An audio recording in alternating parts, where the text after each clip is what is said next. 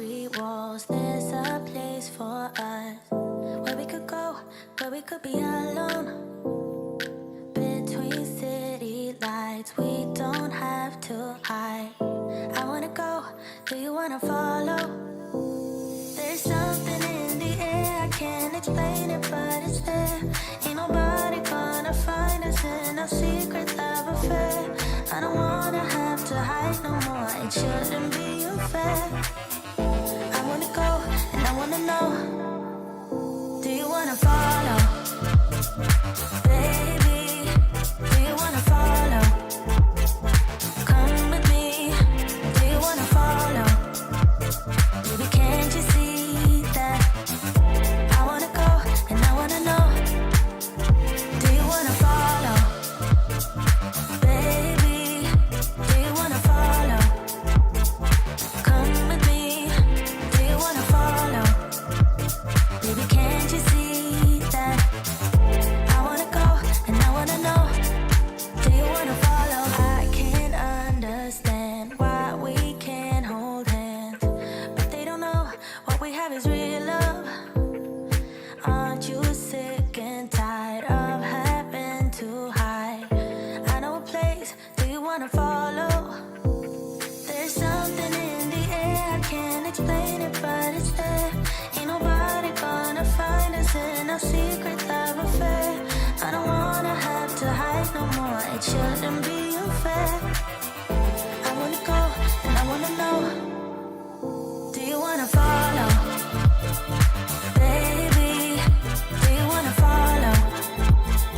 Come with me, do you wanna follow? Baby, can't you see that? I wanna go, and I wanna know, do you wanna follow?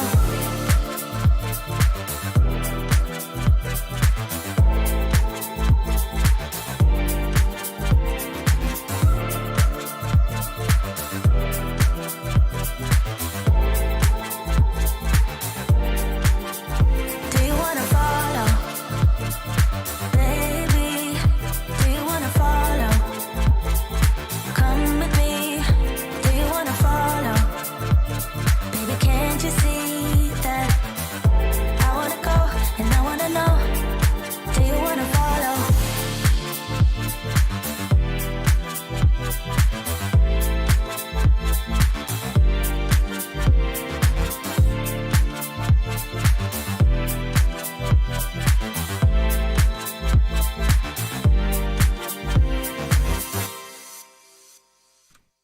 What's up, guys? It's Monday night. It's 8 p.m. and it's time for the Q&A. I thought I would start the stream by showing you guys some of this video. This is me trying out the new Runcam Phoenix 2 JB edition. Yeah, so you're getting a little bit of potato quality because of the stream, I'm sure, but I'm just getting ready to drop the review of this on my channel. For those who are still flying analog, who still flies analog and not DJI? Oh, come on, oh, plebs. For those who still fly analog, I actually been looking for a replacement camera for the Eagle for a while now. The Eagle has been my favorite for a long, long time, and I've been looking for a replacement. The Eagle's been discontinued. That's why, I mean, I would have just kept using the Eagle forever. That's how much I liked it. But it's been discontinued. So this is shaping up to be its replacement, and I think it's a damn fine camera. So I thought you'd start you with a little freestyle. Freestyle. Go back, Josh. No, Joshua, throttle management. There you go. Whee! No, I'm not going to go back under, though. You can tell this is not the KISS build, because the KISS build would have had the throttle control to do that. There we go. Oh, there we go. Good job. Now you're going to do a Matty flip? No. No. Falcor is a good camera, hover, Bill. Very nice looking image, but a little high on the latency, I think. Hey, Travis Simon says I should try KISS. Yeah, I should try KISS. Whee! Okay, lots of left turns. Am I right? Oh, boy. Left turn. Get in there. Left turn. Juzel says, camera looks great. What DVR are you using to capture that? This is the HM DVR, so it's not a fancy DVR, but it's actually, this is my special camera test quad, and the HM DVR is mounted on the quad. So you're seeing the signal straight out of the camera, which, you know, that's why there's no video breakup. And frankly, the resolution is a little higher if it's recorded straight out of the camera. I've been working on these gaps. What do you guys see? Oh, there you go. Yeah. Oh, I assumed Travis Simon was making a joke. You should try KISS. I assumed he was joking because I've been making a big deal out of flying this Mr. Steele Apex build. So, how long is this flight going to go on? I mean, I need to start the live stream, Joshua, from the past. Yeah. Yeah, it's good looking. It's good. I mean, as DVR goes, I think it's pretty good looking. Anyway, let's move on. Hello, everybody. Hello, beautiful people out there in live stream land. Hang on, let me kill this video. Oh, see, I just crashed into a tree and you missed it. Well. Hello, Ben Carter in the Discord. Currently planning out the soldering job ahead of me on my first build. All right, take it easy there, Ben. I strongly recommend that if you don't have experience soldering, then you practice on some old gear or a solder board. Don't practice for the first time on your flight controller. Panda Minecraft says, it's the first time I caught one of your streams. I noticed the Runcam Phoenix 2 JB edition on GetItPV. Are you planning on making a review? Yes, absolutely. You'll get to decide for yourself whether you feel like, I'm going to put this drink where I won't knock it over. If you feel like the image is for you, like not everybody likes every camera equally. But then it also has a UART-based remote control, which the standard one doesn't. So anyway, here we go. Welcome to the stream, everybody. It's Monday night. It's 8 p.m. and it's time to do some Q&A. I do want to warn you that if you're watching my Instagram or my Facebook, you saw about a half hour ago, I posted a gigantic rainstorm that rolled in. And if the stream suddenly ends for no reason, it means we had a power outage. It seems like the storm is passing, but no, I'm messing with you. But if it does, the stream does just drop, then that's why. A drink of the night. Well, the adult drink of the night is bourbon. Noah Like the Arc wants to know if KISS has throttle expo. Noah Like the Arc, you're probably referring to the low throttle precision and control that I noticed when I was flying Mr. Steele's KISS build. I think that is in large part due to the low weight of the build and the prop. The prop is a low pitch prop. So I don't think, I mean, KISS may have throttle expo, but I don't think it's like turned on by default or anything. So. I always like to start the live stream with a little bit of news, but as you know, Monday live streamers, I also, like, nothing happens between Sunday and Monday, so I kind of feel like the news has already kind of gotten out. So if you want the in-depth, then I guess go watch Sunday's live stream. But the major piece of news that I want to make sure you don't miss is that do I still have this picture? I think I still should have this picture on my hard drive. Hold on. Where's this picture? Oh, yeah, there it is. There, I see even got the picture. The TBS Lounge, the TBS Couch, rather, their live stream. What are you doing? My image program is effed up. There we go.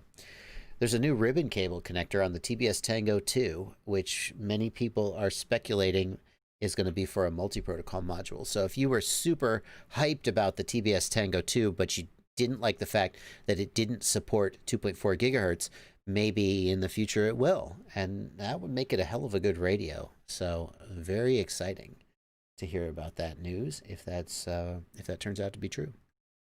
So yeah, there's a lot of discussion going on about whether the precision and control of the KISS Mr. Steele Apex is, some people say, oh, it's the watermelon props.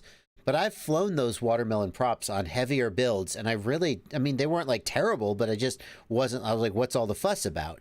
And it feels like those maybe, I mean, they're Steele's props, so obviously he goes a certain direction with his builds. It feels like on heavier builds, those watermelon props are kind of wasted. But on the lighter build, like his is, they seem to really come alive, have a lot of control. So I don't think it's any one thing. And I think that's consistent with the marketing of that whole thing, that there's no one part of it that makes it what it is, that it's the whole thing together. So, let's see. How do you make it so a VTX doesn't overheat very easily? Says Matamorchi MLG. Honestly, just be flying. It'll only overheat if it's on the bench with no airflow. So in Betaflight Configurator, if you have smart audio configured, there is an option, low power disarm. And what that basically does is it turns the VTX down to 25 milliwatts. And what I do on my builds is I set low power disarm until first arm, so that the first time I arm, the VTX goes to full power and then stays there. So that if you like crash and you disarm, you don't lose your video. But if you just plug in on the bench and you're just sitting there, it doesn't stay super hot. So that's a thing you can do. But other than that, just, you know, just it heats up, big deal, and go fly. It'll be fine.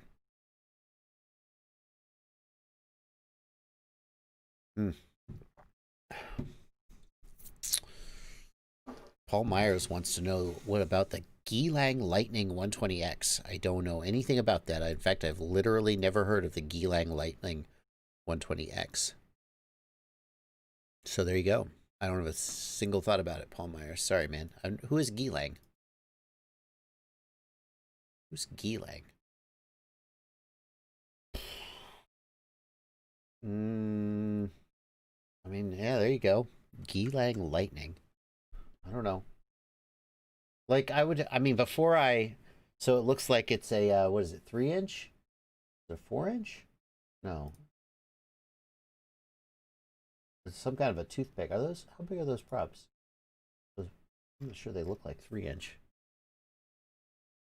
Motor 1204. Yeah. Interesting. 102 grams. Interesting. That's pretty light. That's probably... Where's the freaking prop size? 75 millimeter, 3-inch. Yeah, okay. I mean, it's interesting. It's a toothpick, but it's not a toothpick like Bob Ruge builds it. It's a stretch frame instead of a whoop style toothpick. But I mean, with any brand like this, like the fact that there's a bunch of reviews doesn't necessarily tell you that it's good. Could be good. Hard to say. Only 2-star review, so oops.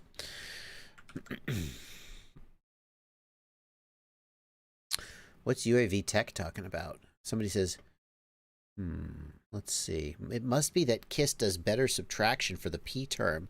Gyro minus set point times P gain equals P term.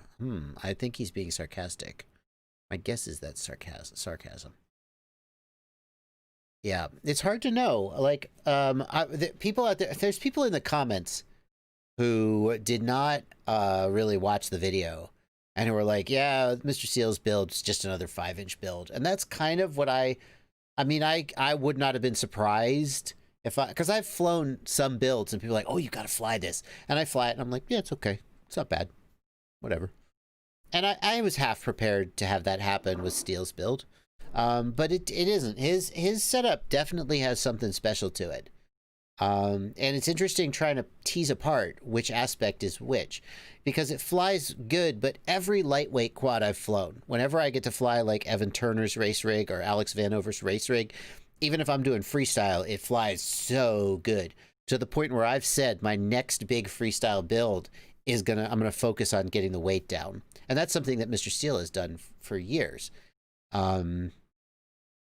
So it's hard to know on his build how much of it is KISS, how much of it is the lightweight, how much of it is the Apex frame, how much of it is the props, etc. It's maybe the truth is that no one part of it is all of it. It's a holistic thing. No 507RC, no OneDrive backing up or anything like that. Sorry, man. My screen is looking good. No drop frames. No rendering lag. My stats are excellent. Granola. Granola wants to know, why am I getting an intermittent RPM filter arming flag? Granola, I think you're on Betaflight 4.2. And Betaflight 4.2 has been throwing the RPM filter arming flag. I think it's a bug because like people are getting RPM filter when all the ESCs are working. My gut feeling is it's a bug. I think there's an issue raised about it. I think this is just the curse of the release candidate though, and I don't know if you should worry about it. Jay Larson, how much does the steel build weigh with a lipo? Jay Larson, I weighed mine yesterday because someone was like, the steel build isn't that light. And I weighed it with Mr. Steel's Thunder Power lipo, which is a very, very small, lightweight pack, and a Session, but not a Hero. And it came in at, I think it was 620 or 630 grams. It was less than 650 for sure. I think it was 620. And if you don't, there was a commenter who was like, it's not lightweight. My builds, I'm like, look, if your builds are a freestyle, a 5-inch freestyle build around 620 grams is freaking lightweight. Oh, I see that there was a glitch there in the video. I don't know why, guys. I'm showing 0 frames dropped or anything. So anyway, it's pretty lightweight. Let me, whoops. Oh, wait. Betaflight devs say it's definitely not a bug on that issue that I opened. Here's what I don't get, Granola. Granola is looking at the RPM filter warning from Betaflight. Here's what I don't get. Like, if it says RPM filter and errors are 0, then how can there be an RPM filter bug? Right? I think I was working with somebody who was getting RPM filter. I shouldn't say that. I'm not sure. So never mind. But, yeah, like intermittent RPM filter flag when attempting to arm. Like, here's the thing, man. When you do this, Granola, do you have 0% errors in the CL in the motors tab? That's the question, Granola. Unplug, replug, it shows 0%. But then, does it ever throw RPM filter while having 0% errors? Because at least that would be consistent. All I know is I've been hearing from multiple people that Betaflight 4.2 is throwing this error. Whether it's a bug or what, it's like it shouldn't be happening and it wasn't happening on 4.1, so something's changed. Yeah. All right, let me, if you're new here to the live stream, in case you're trying to figure out what all is going on here, I'm Joshua Bardwell. I'm a gamer. I play Call of Duty. No. If only. I answer your questions, and here's how it works. Over here in the YouTube chat. We're in the YouTube chat. Where's my mouse? These are your questions, and they're coming by fast and furious, and I will do my best to answer as many of them as I can. In addition to that, these lovely people over here in the upper right of my screen, this is my Discord server. It is for patrons only. All these beautiful, beautiful people pay as little as $2 a month. What a bargain. Or more if you feel like I've earned it. It's totally up to you. You decide the amount. The minimum's $2. Hello, patrons! And you can join the Discord server, and I will pay slightly more attention to you. No offense to patrons. I have no filters. That's my problem. Just messages come in, and I just answer them. I should give preference to the people who pay me, but I just like help everybody. So what's my problem? And right here in the super chats, if you want to hit this $ right down here, throw a little bit of money at my face, get your question called out as a super chat, and I will answer it. In fact, right here is one from MB Edits, and let's go ahead and get MB Edits super chat right now. Hello. Now I can't make my window. Oh, I've messed it up. I've messed everything up. Hang on. I have to reload this window. Hang on.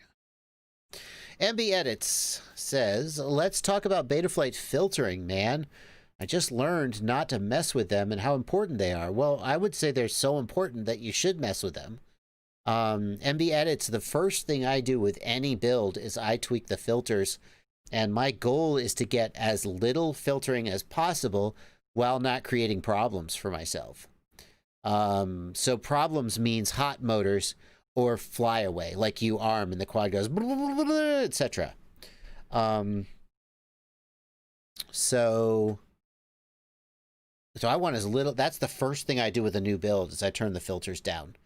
My goal is to get the filters all the way to the right to 2.0. Not every build can do this without hot motors or flyaways, so don't just go to 2.0 and be like, let's just, YOLO. But work your way slowly to the right. If you don't know the problems to look for, then leave the default filters alone. So, MB Edits says, my Mobula 7 HD, I finally got back smooth with 2S, but it used to fly smooth on 3S also. I mean, MB Edits, changing the filters shouldn't permanently affect your quad's handling. If you change the filters and then you put them back the way they were, everything should go back the way it was. So,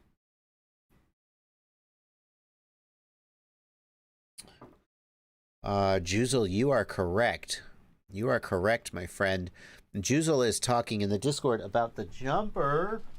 T18, what? This is it right here, the jumper T18. It is here, and I am working on the review. One of the things they're talking about is that it has a built-in R9 module, well, R9 compatible, and currently, rumor has it, and the rumor is true, currently, failsafe doesn't work on the R9. They were like, hey, just warning, the firmware that's on it right now maybe they'll fix this by the time it ships, but maybe they won't. Failsafe doesn't work. Hey, heads up, everybody. That's like you give me a car, and as I'm driving off the lot, you say, hey, heads up, by the way, the seatbelts don't work. Like, oh. So, yeah. Now, I don't think there's any T18s out in the wild, and they have a firmware they sent me, and they said, flash this firmware before you fly it. So they are aware of the issue, and they fixed the issue, but yeah, I hope that they don't ship that way. Yikes. Oh my goodness, Yaps FPV is making some trouble in the chat. Wow. Oh, Yaps, I don't know if you're making trouble or if other people are just jumping down your throat, but wow. A lot of people think you're spamming, dude. Let's answer Yaps FPV's question, and then everybody can move on with their lives. Should I get a Tiny Whoop or a RunCam 5 for my 5-inch rig? I don't know. That's like asking, those are two completely different things. Which do you want? Do you want to fly a Tiny Whoop or do you want to have a RunCam for your 5-inch? It's totally up to you, man. Flip a coin. Here's what you do. There's some legit advice. This is life advice here. If you ever have a problem and you don't know, like, which of two things you want, flip a coin. And as soon as the coin goes in the air, you'll know which one you wish it comes down as. So you'd be like, heads, it's a RunCam. Tails, it's a Tiny Whip. Ready? Bing! The minute it comes down, you're going to hope it's one of those two. Like, just gut reaction. And that's the one you should buy. So there you go. Colin Mayfield says, Joshua, would you recommend your extreme speed build as a racing quad? No, I would absolutely not recommend that as a racing quad. Colin Mayfield, if you look, you don't see any racers running 6S 2700 kV rigs, I don't think. A lot of racers today have realized that the quest for maximum power and maximum top-end speed is actually, it's pointless. All it means, number one, a lot of the tracks that multi-GP style racers are on don't have big, long, extended straights. So having high top speed, if you're racing a DRL track or a DCL track, they have long straights and arcing turns where you could practically run the whole course at full throttle. Well, that's different. That's not multi-GP style racing. So multi-GP racers, the other thing is if you have a high-speed quad and you go to full throttle, the next thing that happens is you blow out the turn, right? You never... And I'm not, like, what do I know about racing? Obviously not very much. But I do talk to people, and then I repeat the things they say to me and sound hopefully not too dumb. And I'm thinking about the conversation that I had with Chief Alex Campbell I did an interview with him on my channel, and he talked about his racing philosophy. And one of the things that made me want to talk to him is we were just chatting, and he was like, "No, racers are going to lower KV motors and lower pitch props." And I was like, "Really?" He's like, "Yeah, you don't need the top end speed, and it saves your battery, and you can finish a race." I was like, "Oh, very interesting." So no, the speed quad is a novelty item. It's like the people who put a 900 power supercharger in their car, and it's like, what are you gonna do with that? I don't know, but I got it. And that's what the speed quad is for. It's not even a particularly good top speed quad. It only tops out at hypothetically 160 miles an hour or thereabouts. If we really wanted top speed, we wouldn't be using that frame. We'd be using a frame with aerodynamic fairings, and there would be a whole bunch of other things. But that quad is a very specific kind of build. It's not a racing build, though. That's for sure. Thank you for the question, Colin Mayfield. Do we need to put a delay on the chat? T. Simon in the Discord says the YouTube comments are too hectic. Oh, just too popular. What are we at in the analytics? Only 414 viewers. I think we can handle a little bit of comments. I hope. Ivy Crashin says, is ESCs sending you the new EV300D V2? Did they make a new goggle? Did they fix all... Are they sending everybody who bought the EV300D, are they sending them the new one? Because they never really fixed that firmware, I don't think. In my opinion, they didn't. They did fix the latency, but then some people got visual glitches, and I don't feel like everybody who bought the EV300D has been 100% satisfied, but maybe I'm wrong. Maybe I missed something. So now they got the EV300D V2. Well, maybe they fixed the problems. The EV300D was so close to being a great goggle. I hope that the 300D V2 fixes everything that was wrong with the EV300D and is an even better goggle. They haven't sent it to me. I haven't heard anything from them. It was kind of brutal on the EV300, so there's two ways that can go. One is that they say, look, we fixed it. Well, and the other is that they go, F you, and they don't send me anything. So I don't know about that. They haven't sent it to me.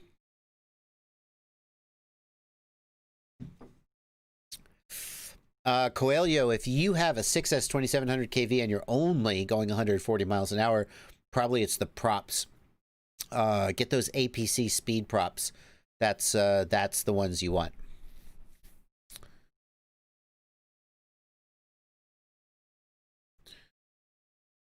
Anders Martinson in the Discord wants to know who the best antenna manufacturer is. I mean, Anders asks whether Video Aerial Systems is the best antenna manufacturer.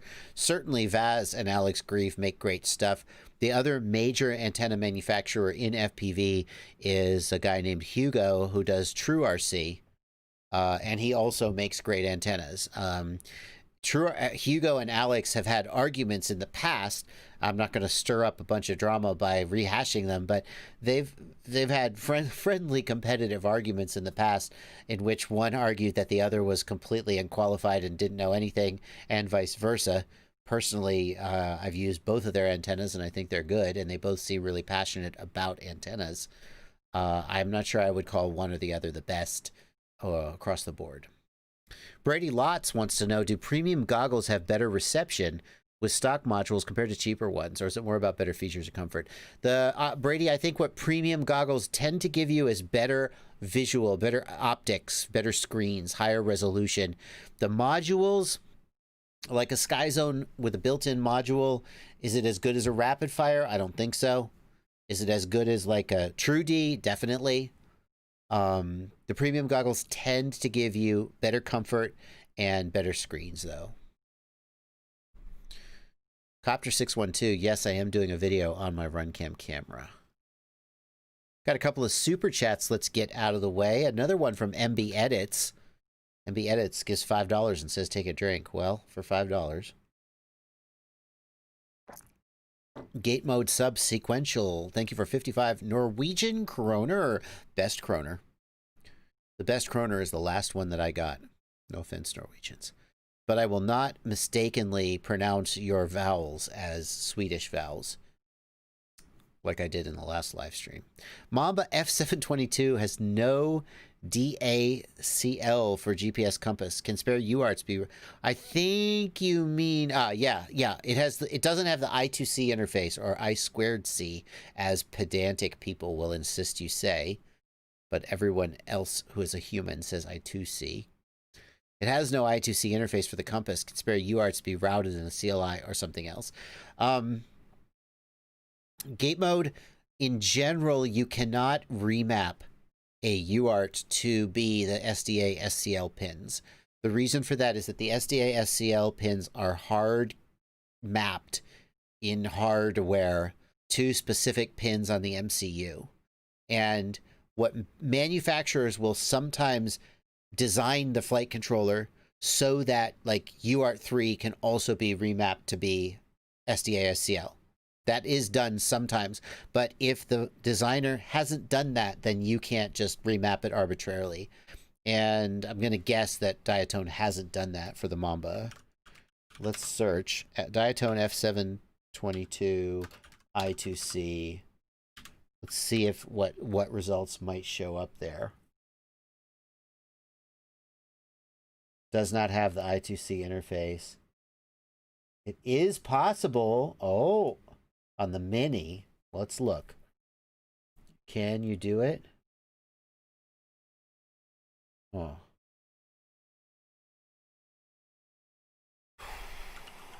Let's see what they say. Oh, this is a custom target, though. No, I don't think that's going to work. It sounds like the answer may be no. 722 Mini, but not the F722 standard. Sounds like the answer is no, gate mode, I'm sorry to say. If you need a workaround, my understanding is that the DJI GPS module also does compass over serial, but you have to be running iNav to use it. Betaflight doesn't support it. So that's not very helpful. Hubbub FPV, thank you for $5. Dibs on your old T16. I will be giving away, once I abandon the T16 for the next best thing, which I am going to do, don't get me wrong. The T16 is still a great radio. If you bought a T16, there are people who are so mad. People are mad, even in today's video. Today's video said, if you bought a Radio Master and you want to transfer from the T16, here's how to do it. And somebody in the comments was like, I'm mad about that. You're telling, I'm not saying you have to throw it out. I even made a joke about that in the video where I had a stupid accent. It's stupid when I do it. If you are from that part of England, it's not stupid when you do it. Okay. I put on a silly accent just to show that I was joking. And I said, throw out your T16. And somebody in the comments was like, I'm so mad about that. And I'm like, oh my God, can you take a joke? So, I will be moving on, but you don't have to. But, like, as long as the radios are here. And when I get rid of the T16, I will be giving it away. I do a monthly giveaway on my Patreon page and basically give away stuff I've reviewed that I'm not using or old gear that I'm not using anymore. I give it all away. I'm keeping the T16 for now, though, because it supports crossfire shot. And I don't think that there's a crossfire shot target for the T18 or the Radio Master, so...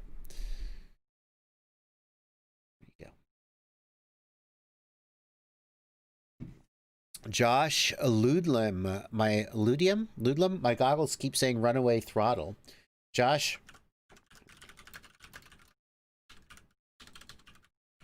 I have a video about runaway.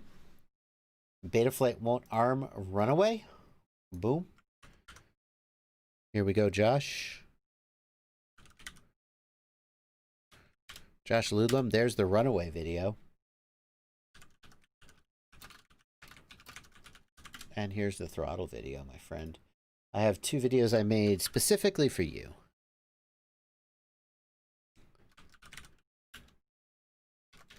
Matthew Archibald wants to know, what's crossfire shot? Crossfire shot is a modification to OpenTX that TBS developed to fix a bug.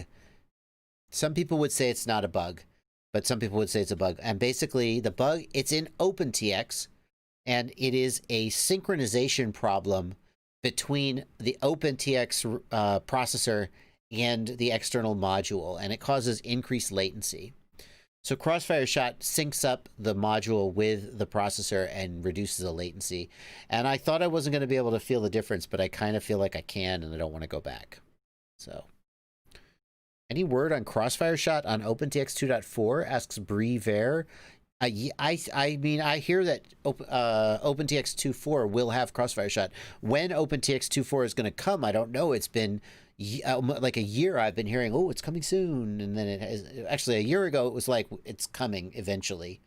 And now it's like, maybe soon, but no one knows. I don't think when it actually is going to be.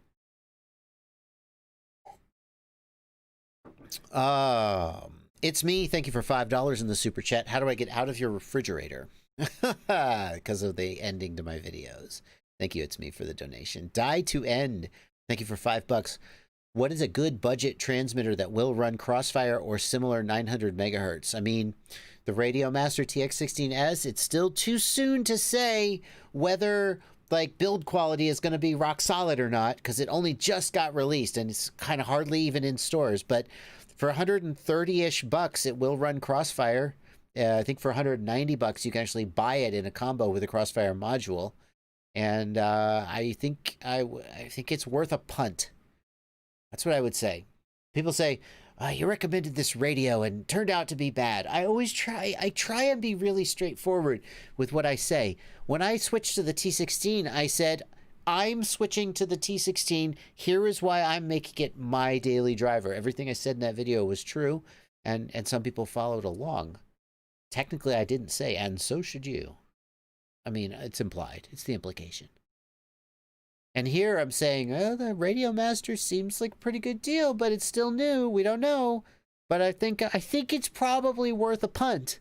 Because let's face it, until you spend $600 on a Futaba, you're kind of taking a chance on almost anything you buy. So, a little bit of a chance. 4props, thank you for $5. Crashed my quad, broke my VTX, and said my motors get really hot. Oh, wow.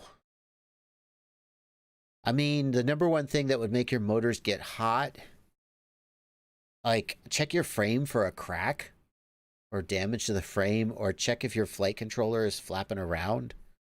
I don't know. That's a tough. License to Drive, that's a really good point.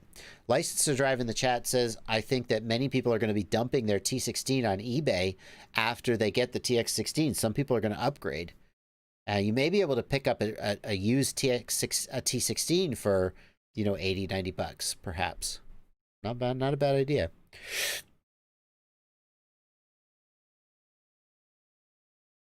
Burden FPV, thank you for £5 in the super chat. Why would voltage in the OSD jump up and down by as much as 2 volts? Burden FPV, that is usually just a glitch in the voltage sense circuit. Usually that points, I mean, I assume you're using the built-in voltage sense in your flight controller, and that just points to like some kind of damage in the flight controller, I'm afraid. The flight controller may still be fine. It may just be the voltage sense that's damaged. But what I would do if I were in that situation, Burden, is if you have ESCs that support ESC telemetry, get voltage from the ESC. And like, that's not better or worse, but at least it might be correct. See you later. T. Greer is checking out at 1:36 a.m. See you later, T. Greer. Lucario in the Discord asks, I asked this morning about hot motors. Could a loose arm cause that? Yes. Yes, absolutely. How could a loose arm cause hot motors? Anytime there is vibration of the quad, that gets translated by the PIDs into movement of the motors, and that results in hot motors. So loose arm, yes. Cracked plate, yes, hot motors. Broken standoff or loose screw that lets the flight controller kind of flap in the wind, hot motors.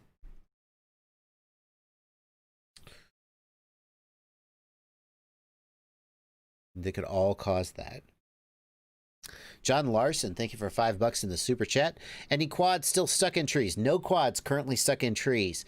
Favorite retrieval method? I am working on a video about. Oh, I ordered a quad retrieval, like a pneumatic quad retrieval gun. It hasn't. Where's it? Where is it? It hasn't come. Did I forget to order it? Oh, that's just reminded me that I forgot that I don't have that. Yeah, arriving by tomorrow. So exciting. Oh yeah. How about that? How you like that? It's basically a potato gun with a fishing reel.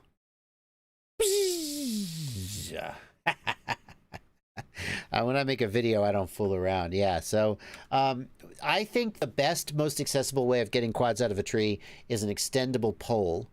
You can buy like extendable painter's poles, or some people have said you just go to the hardware store and you buy 3/4 inch PVC and you buy connectors and you just connect them together and you just extend them up into the tree. It's relatively cheap and accessible, and you could just kind of work it up into the tree as you go until you can poke the quad and get it out. John Solo says, couldn't you DIY that for about 1/3 the price? Yeah, John Solo, you can make your own pneumatic potato gun, basically, much cheaper. But like, I wanted to test a bunch of different ways, and I didn't want to have to make every single one. Ty wants to know, what does it shoot? It shoots an arborist's weight, which is a little leather bag about yay big that weighs maybe 12 or 16 ounces. They come in different weights, and it's full of lead shot. Let's see here. Coelho, thank you for $5. Please point me to the CLI commands to correct for off-center FC mounting. Good news, Coelho. There is no CLI command to correct for off-center FC mounting because mounting your flight controller off-center has no effect. Thank you for your donation. Dahani Ungaro, wait, back up. Coelho, mounting your FC off-center has no effect because if you think about it, when you have, I'm looking for something to demonstrate this with, I'm not really seeing anything. When you have a rigid body, where's my ruler? Oh, well. Oh, you just have to imagine. When you have a rigid body, and that body is rotating, every part of that body rotates at the same speed. Sorry, at the same angular speed, at the same degrees per second. So I want you to think about this. Let's say I rotate this pen at 1 rotation per second. I don't know if I'm doing that right now, but just imagine. If this pen is rotating at 1 rotation per second, 360 degrees per second, the entire pen is rotating at 360 degrees per second. Now, what would happen if that wasn't true? Well, let's say this part of the pen rotated at 0 degrees per second, and this part rotated at 360 degrees per second. What would happen? It would curl up on itself, wouldn't it? So if you have a rigid body that is rotating, every part of the body rotates at the same speed. A flight controller, then, if you think about it, if the flight controller was mounted in the center of the pen, it would detect 360 degrees per second. If it was mounted at the outside of the pen, it would detect 360 degrees per second. A gyro is not affected by the rotation, by the location of the object, as long as the object is assumed to be rigid and not floppy. So mounting your flight controller off-center doesn't matter, as long as the sensor you're concerned about is the gyro. If the sensor you're concerned about is the accelerometer, the situation is a little different, because if you think about it, if an accelerometer doesn't detect rotation, it detects acceleration. And if it's in the center and it's rotating, it will have 0 acceleration. But if it's on the outside and it's rotating, it will be accelerating up and to the side and down.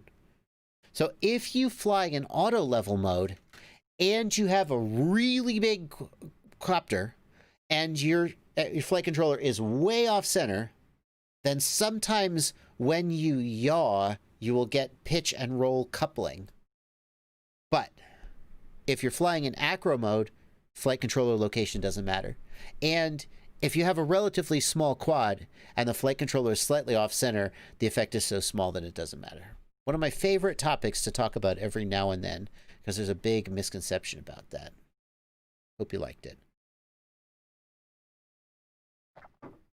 Big Data Pimp wants to know about the quad grabber. I do have a quad grabber. In case you guys want to know what the quad grabber is it available? Once upon a... Oh, yeah, the quad grabber. Big Data Pimp, that's your product. Hey, Big Data Pimp, I have good news. I have good news. So... oh, boy. Hey, Big Data Pimp, you remember when you sent me that quad grabber and I was like, yeah, I'm going to make a video about getting quads out of trees. Well, I'm finally almost actually making it. That was a long time ago. I still have the quad grabber you sent me more than a year ago, maybe 2 years, probably. I don't know. Let's see if I can figure it out. I'm so sorry, Big Data Pimp. You're such a... The fact that you haven't been up my butt. Being like, why haven't you made that video yet? I am going to put it in the video, dude. Where is it? I can't find it. Oh, it's not in this email box. Oh, well. Yeah. This is a basically just an articulated little gripper, and it screws onto the end of a painter's pole. And, yeah. Still have this? Hope I still have it. I think I still have it. Anyway. Yikes. Are you selling it? Oh, I see. You're just making them one-off. Isn't that interesting? Well, there you go. You can reach out to Big Data Pimp about that.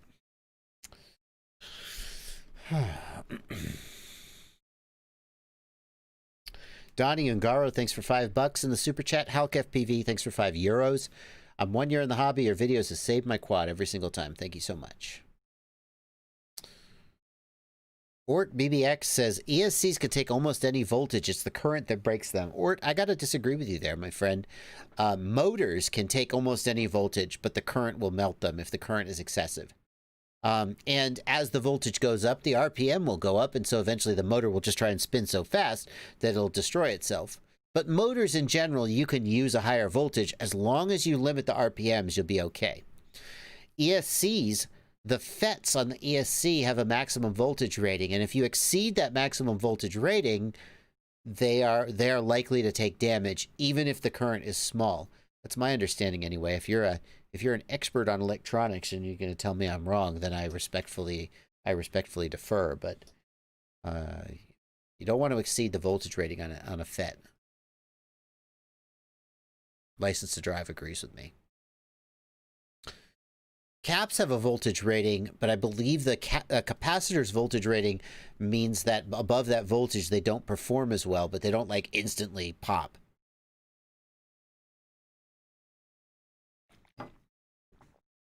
Evan Bourgeois wants to know if an ESC heats up like crazy and one of the motors doesn't spin, does it mean the ESC is burned out? Yes, that is exactly what it means.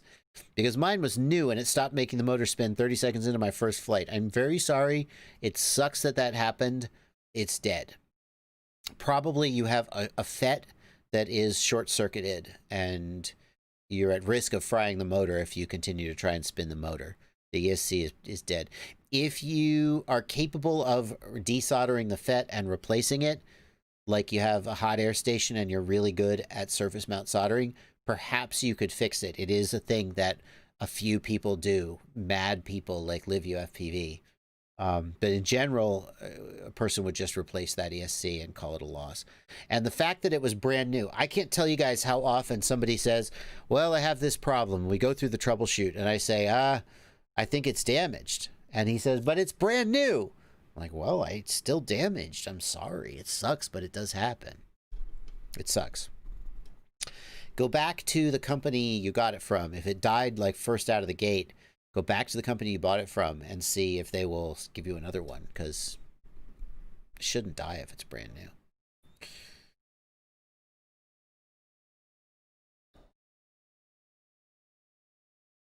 Let's see here.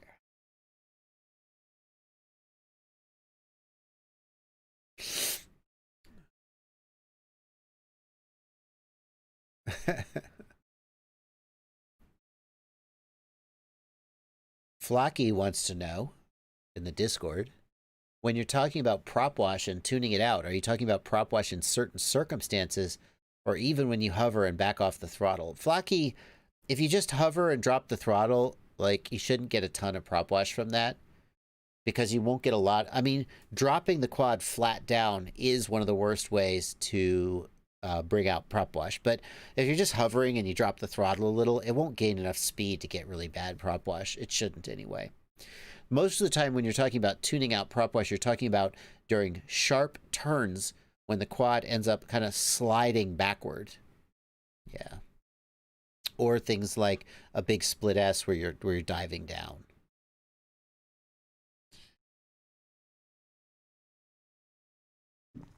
W. Lee wants to know, how do I know what capacitor I need for a build? In general, you want a capacitor between about, let's say, 220 microfarads for like a 3-inch, up to as much as 1,000 microfarads, or maybe a little more than that. Not too much bigger than 1,000 microfarads. You want an electrolytic capacitor. You don't want a ceramic or a tantalum capacitor. It's not that those are good, but they're already on the flight controller and the ESC. The electrolytic capacitor is the kind that you want. You need it to be low ESR, which means low resistance. And generally, if you buy a capacitor with a 105-degree temperature rating, then it's low ESR, and you don't need to worry about looking up the actual resistance.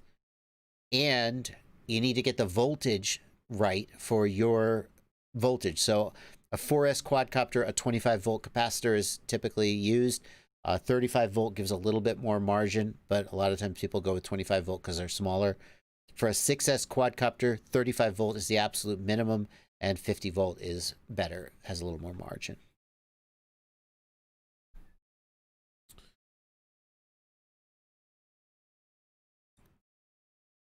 Let's see.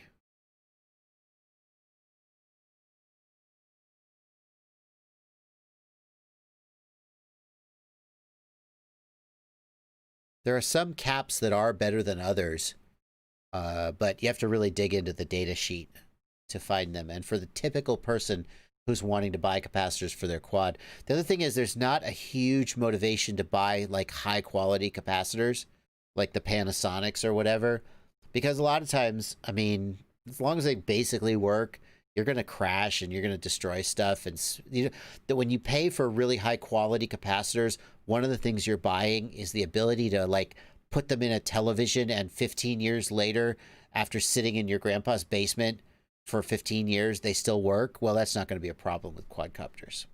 So.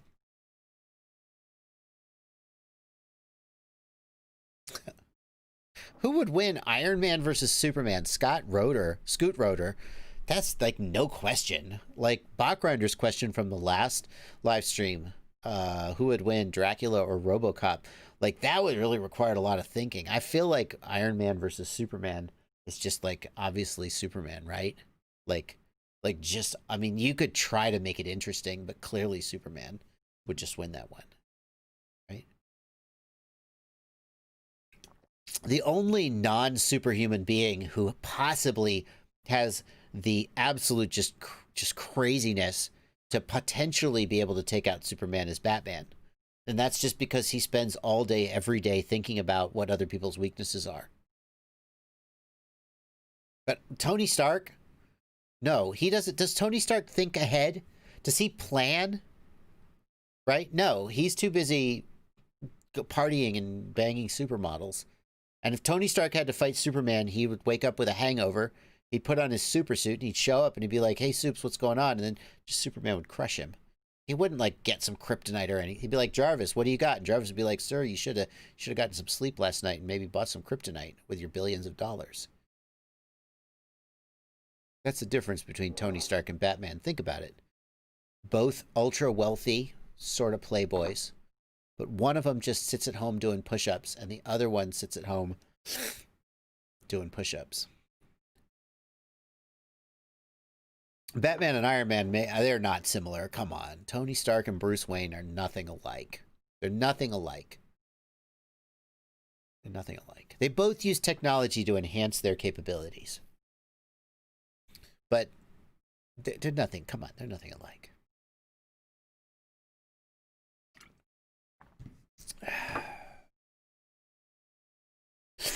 Do I need to be adding capacitors to my builds? Asks T. Simon. T. Simon, I got to tell you, I don't add capacitors to my 4S builds, and I can't remember the last time I needed one. There are people out there who have problems with electrical noise, and adding video interference and adding a capacitor helps. Maybe I'm just lazy. Maybe I build clean builds. But for 6S, you absolutely want capacitors because the voltage spikes are bigger. Hulk FPV, thank you for €5. I'm 1 year into the FPV hobby. Your videos have literally saved my quad. Oh, I already read that one. There have been no more super chats. Well, there you go then. This is an interesting piece of news. Just came across the Discord. Orca FPV says 2 new members have joined our USA team on a mission to evolve FPV technology and pioneer remote reality in the defense industry. Thomas Hendricks, a position of CEO at Orca Inc., and Eric Horn is a board member. Interesting. The defense industry. What is Orca doing with the defense industry? You'll never know. None of us will ever know. Some big contract, though. Probably top secret. I might know someday, but I can't tell you. Not today, though. Jay Larson asks, what's normal, mid, and long range? I would say somebody once told me that long range is when it's so far away that if you lose it, you're not getting it back. I think that makes a lot of sense. Normal range versus mid range, I don't know. Yeah, Crazy Frog says normal means you can walk to it after you crash. Makes sense. I don't know about mid range. Long range is, and when you crash, you're going to be getting in the car. Mid-range is when you crash, you're going to be getting on your boosted board. and normal range, short range is you walk to it. Yeah.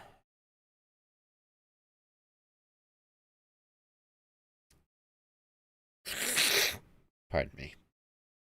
DJ Pop says, does the Steel Quad have capacitors? It does not, DJ Pop. The Apex Ready to Fly build from Get FPV does not have capacitors, and I asked about that because LiveU FPV, LiveU Preda, who is an electronics wizard, he said, and also a KISS sponsored, he's a KISS team pilot. He said you should really put a capacitor on that ESC. He said the FETs on that ESC are rated to 30 volts, and if you run them on 6S, they'll pop. And I said, I asked Mr. Steele, I said, does this need a FET? Does this need a capacitor? He said, I don't put it on there. I haven't had a problem. It's like, okay.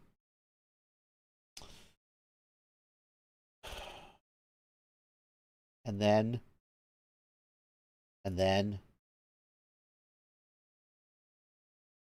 this happened. It's just happened today. Ready?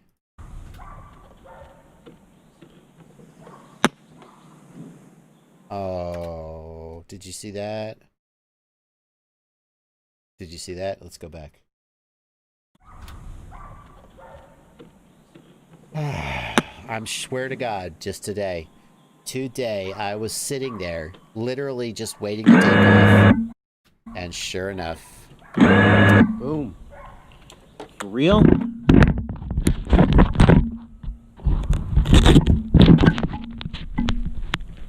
Press F. For real? Did it just happen? It just happened. Oh, tell me it didn't just happen. Oh. Did you hear that sound?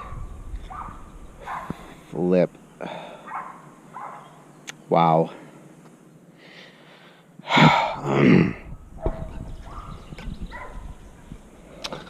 Wow.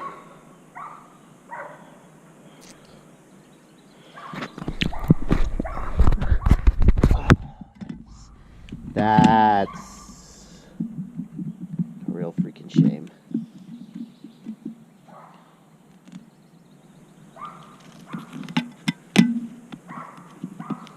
So, Here, I'll show you. Yeah, but why? Good question. I don't know. I mean, some people would say because Kiss, that's why. But The Steel flies motor quit doesn't have Kiss. visible damage. It doesn't. He doesn't. I don't know. I don't know. See that back left motor though? The ESC Back left popped. motor, no spinny. Wow, that sucks. That really sucks. That was it. I was rolling. Damn. Here's the last thing that happened before the ESC popped.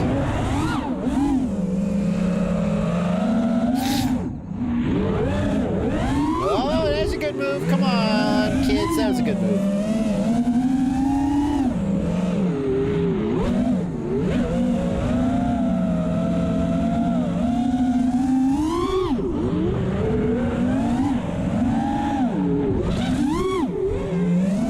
Who's flying fine?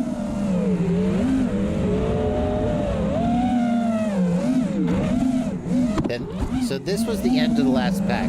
To be fair, this was the end of the last pack. Okay, so I mean, it ended up in the trees a little bit. Yeah. So, yeah. I'm bummed, too. I'm bummed. But, I mean... hard to say, Juzel. Juzel asks, how would a capacitor have saved it if it popped when disarmed?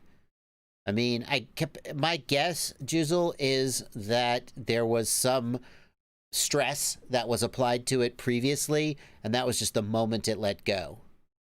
So, I would personally say if you get that build, put a capacitor on it.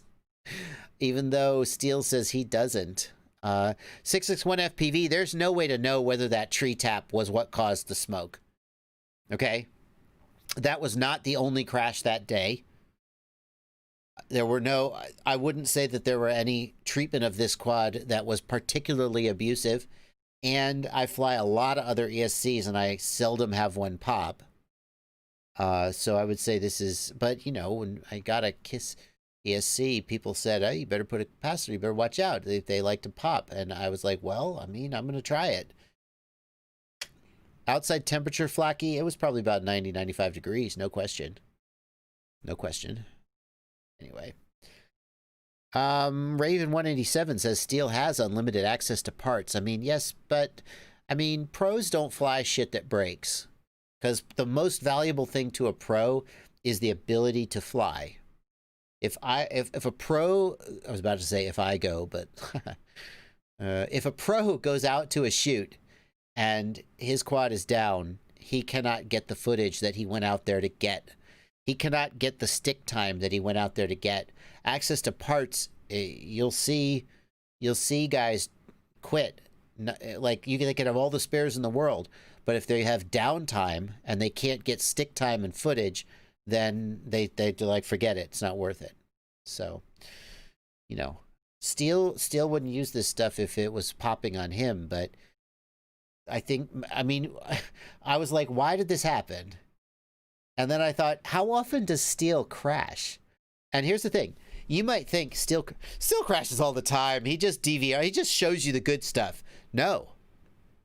I have been there when he's come out to fly, mostly like in an Atlanta fly day, and I've watched him fly, and the guy doesn't crash. I mean, like, I'm not saying he never crashes. Everybody crashes, but he crashes way less than most people.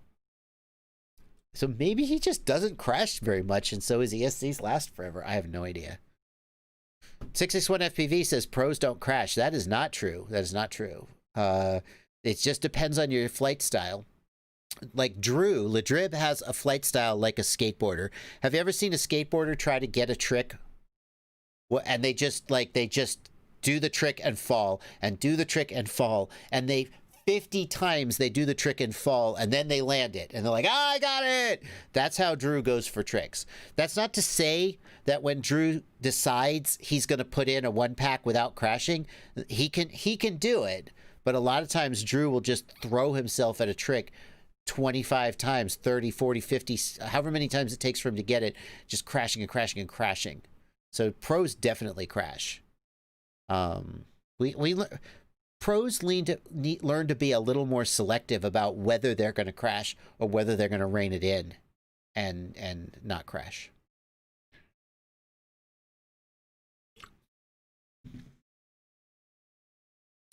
Adrock, I've flown with Steele at sites he hasn't flown before.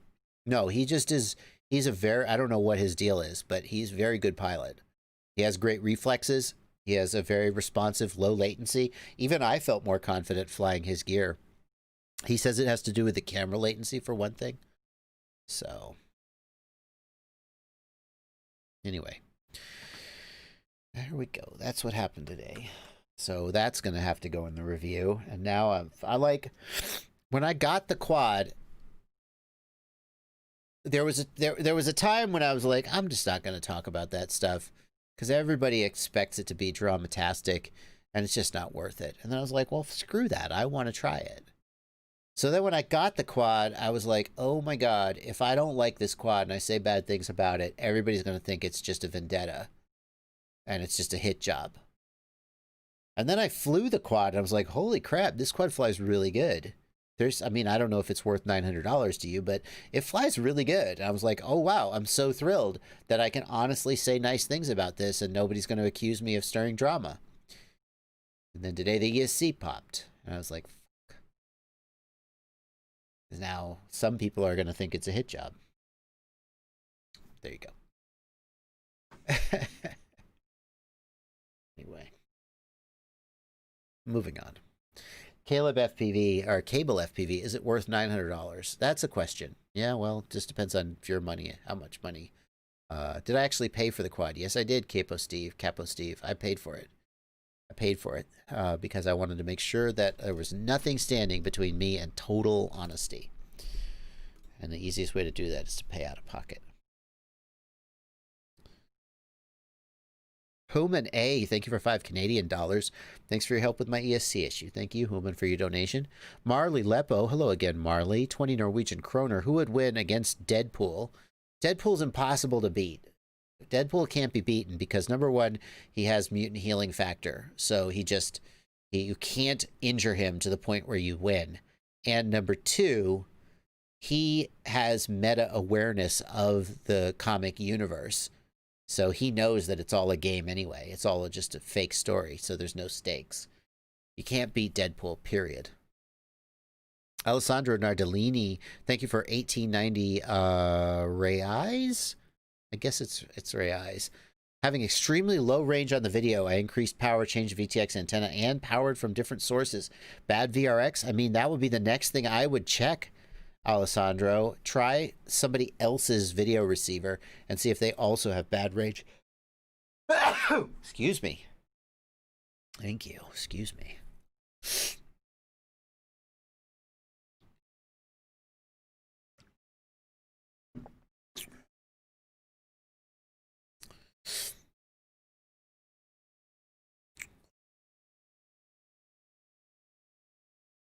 Let's see here. Remy Tim says, you're killing it, Bardwell. I think this quad needs to become your main freestyler. The extra confidence it gives you is awesome. Thanks, Remy Tim. There are still some limitations to KISS that would make me not feel excited about like making it full time. That quad does fly really nice. I mean, to be fair, like, hang on. Like, here is, check this out. Oh, don't do that. Check this flight out. Where do I start flying? Remy Tim says the confidence that the Apex gives you is noticeable. Oh, hang on. I gotta turn that volume down. That's too loud. Check this out.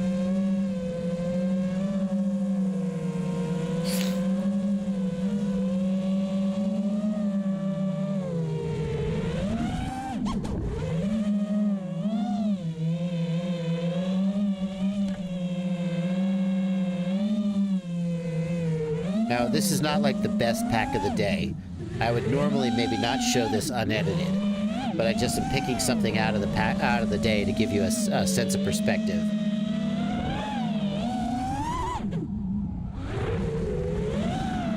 Now, here's the thing. Oh, that was a little mistake there. I marked this as a solid pack overall.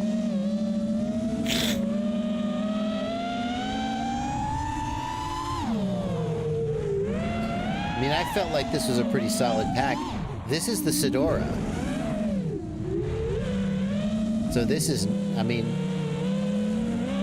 and I was intentionally mimicking some of the same moves, like this over the barn move.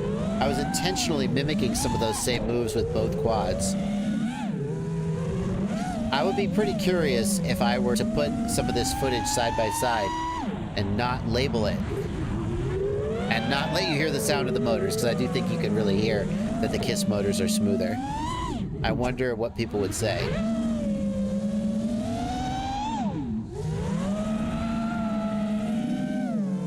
This is the Sedora, that's right.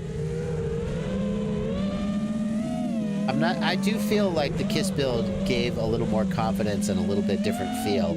I'm really interested to kind of pick it apart and see what parts of it. Was it the low latency of the camera? Boom, there's a crash. Was it the low latency of the camera or what? But, get some good flying from the iFlight, too.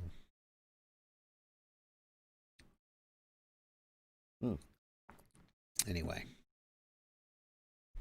The Cario asks, what happened to my beautiful pool? The pool got taken down in the winter, and then we needed a new frame for it, a new liner, but now you can't buy pool supplies because it's, you know, everybody, it's a pandemic. Adam Schumann, thank you for $10 in the super chat. Just built my first quad a week ago. Flew FPV for the first time today. Your videos have been a huge help in prepping for this build. Thank you, Adam. JPH, thanks for $5 in the super chat. Are dual LED controls from the transmitter possible? Different top-bottom colors from different TX dials. JPH, I think, yes, that's possible. It's been a while since I set up LEDs, but I believe when you set up the LEDs to be controlled by an aux channel, you can pick a different aux channel for different groups of LEDs. I'm pretty sure about that, but not 100%.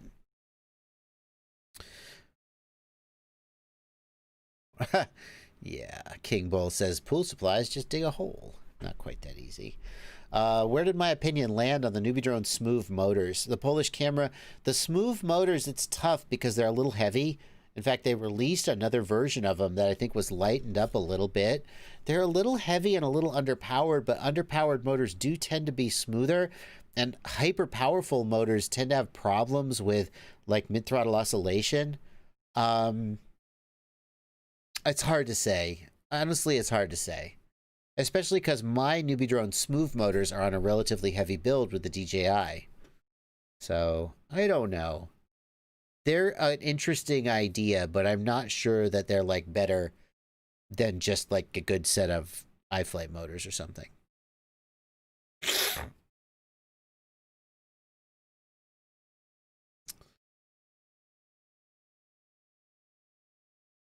Let's see here. Yeah, I'm interested to hear that too, Remy Tim. Remy Tim says, I'd be interested to see if you took the steel Apex and swapped the dead KISS flight controller and ESC for a Betaflight stack.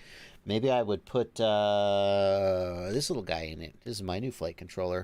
Would that be heretical? Maybe so. Put that in there and see how it flies.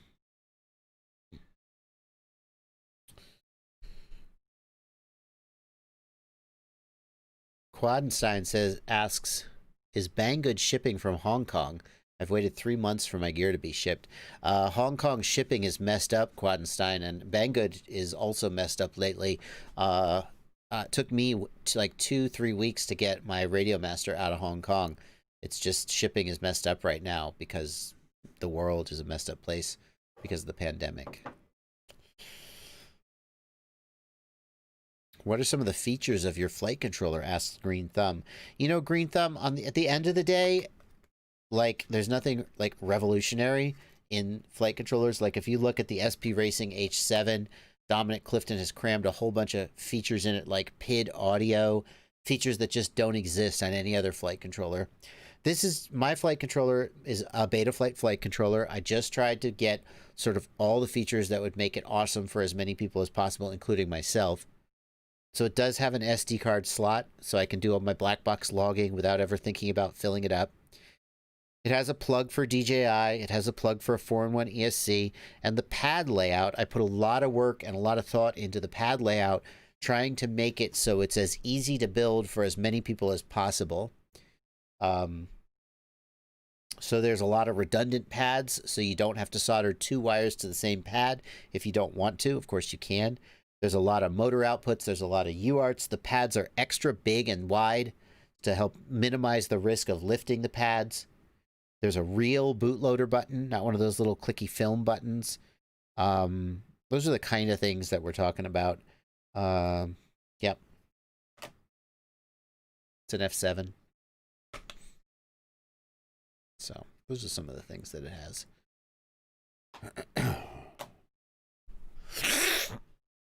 Pardon me, guys.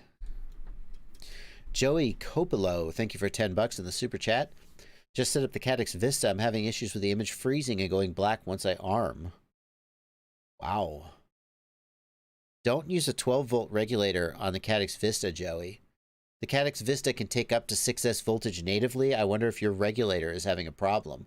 Try running it off a VBAT if you assume that you're using 6S or lower battery voltage.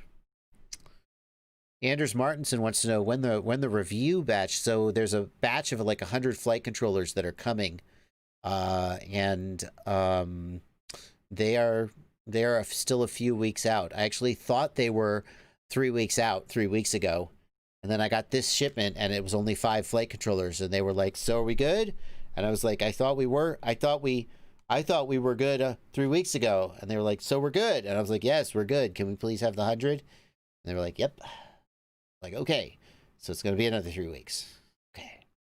So I shouldn't, I mean, it's just us on the live stream talking about this. So, you know, it's not like I'm spilling the beans, but it would probably be better from a PR perspective to not have announced it. Okay.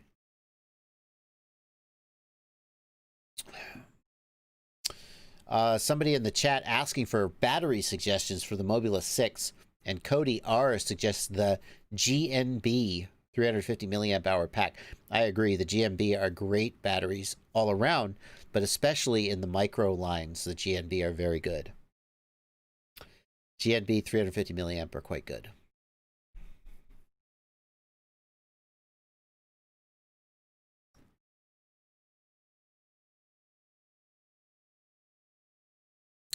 What SD card am I using in the Vista? Like a 64 gig class 10 UHS 3. Yeah. That answer your question?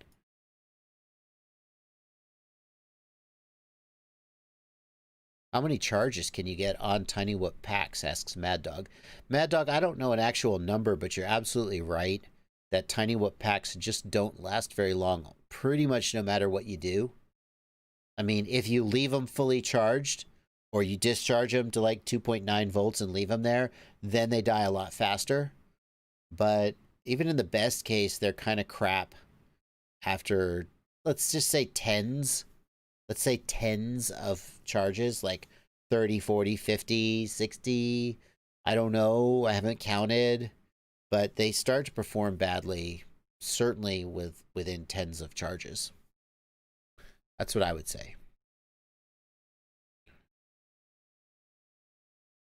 Ben D wants me to add an upcoming releases page to my website, or suggest somewhere that builds a list of upcoming parts to be released.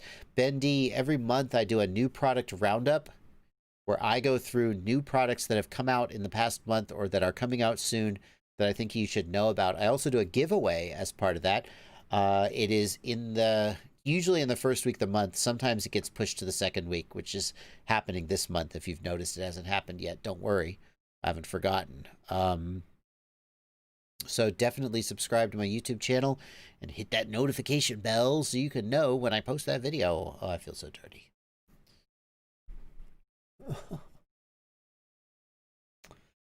Jay Seahorn, I have not tested Pyrodrone batteries yet. I have not.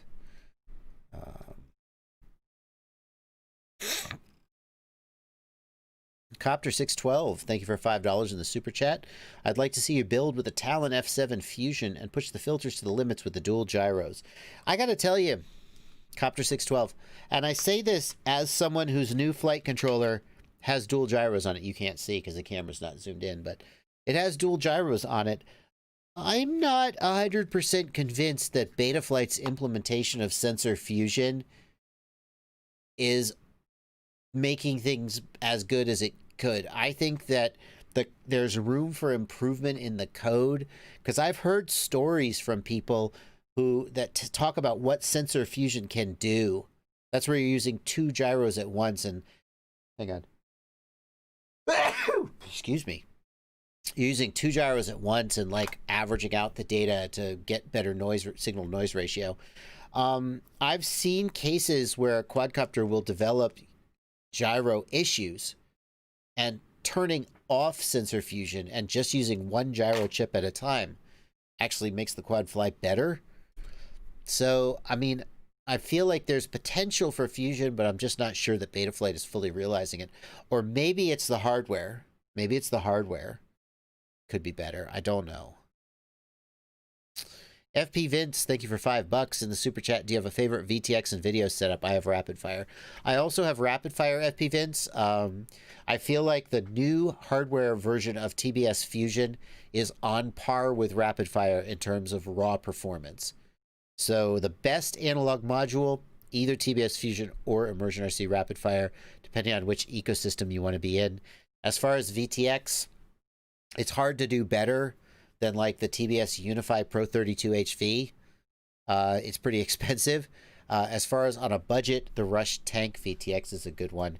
I would, whenever you're wondering what product would Joshua use or recommend, can I remind you that I have a website, fpvknowitall.com, and you can go there and you can check out all of my product recommendations, including, here's FPV gear. I update this website every, I'm just always constantly looking for new products to swap out, or sometimes there's a product that's been on here forever and just still is a solid product. But I got the Panda RC on here as a budget. I feel like the Rush Tank is a really good value. It's not quite as expensive as the Pro 32, but still pretty good. So check that out. Who won in the Discord? My patrons in the Discord have a game where every time I go to the website, they try to screen grab the website as fast as they can. Looks like Tyler FPV won it. Congratulations, Tyler. You win nothing. You win honor.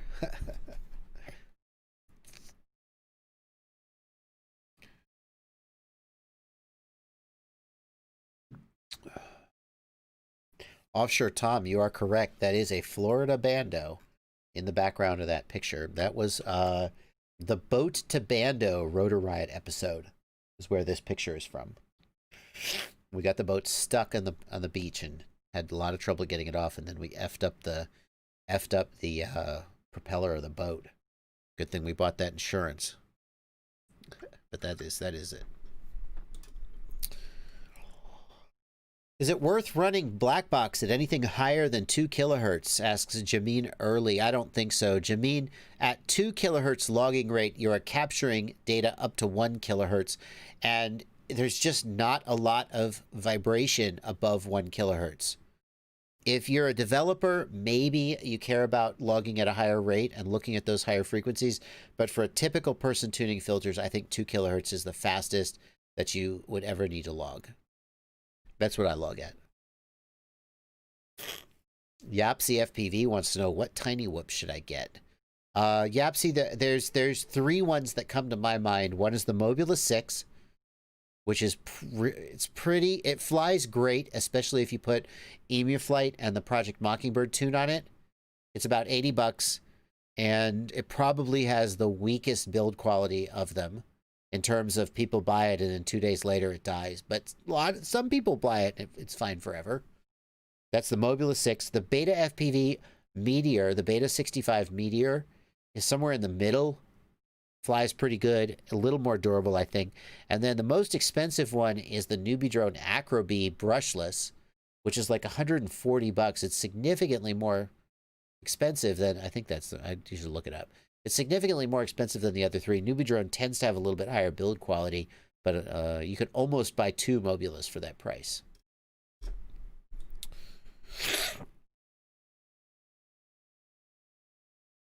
Joseph Sutton, if you're having issues with rapid fire and screen rolling, there are 2 things you should do. One is don't switch cameras or anything because it's not 100% guaranteed that it won't do it on a different camera. Immersion RC likes to blame the camera, but some cameras do it worse than others, but nothing is like 100%. So if you're having screen rolling issue with your rapid fire, the number one thing to do is to go into the menu and set the sync lock time to short. And what that means is that when the rapid fire loses sync, it will fail over to mode 2 very quickly. And in mode 2, the screen won't roll. The other thing you can do is you can set the rapid fire to mode 2 permanently. You will get reduced performance, but the screen will never roll. Squishy reminds us that if you are running black box logging and you're running it at 2 kilohertz, it can cause excess CPU load on F4 processors, and that turning off black box logging or lowering it down to 1 kilohertz or lower, in other words, if you're done tuning the quad and you just want to run black box like to get the stick overlay, turn that logging rate down. It'll save you some CPU cycles. That's good advice, Squishy. On an F7, I think you're okay, but on an F4, especially if you're running RPM filtering, it could be marginal.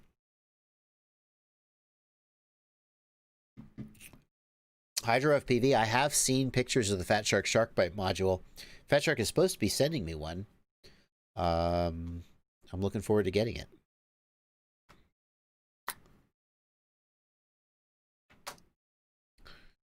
Schnur and others are asking about the Runcam Phoenix JB edition. I talked about it back at the beginning of the live stream, and you can roll back that DVR and check that out. Mike's Camping and FPV wants to know, what resistance would you consider bad? As an example, say a 4S 1500 milliamp hour cell. Mike's internal resistance varies depending on temperature and state of charge. So if the pack is not fully charged, the resistance will be higher. And if the pack is cold, the resistance will be significantly higher. So before you start asking questions about internal resistance, you need to make sure that you are controlling for temperature and state of charge. The pack should be fully charged. It's the simplest way to have it always at the same voltage. And it needs to be at a consistent temperature. There is a nominal temperature that manufacturers use. I don't know what it is, but as you test it, make sure that you always, if you just come in from a hot day or the packs have been sitting in the hot car and you run an internal resistance test, you'll get a lower number. If it's cold, you'll get a higher number, and you got to control for that. So for a 4S 1500 milliamp hour, I would want to see an internal resistance below 10. Is it milliohms? I think it's milliohms. 10 milliohms per cell. To me, that would be like a great, like a 100C pack. That would be a really good number.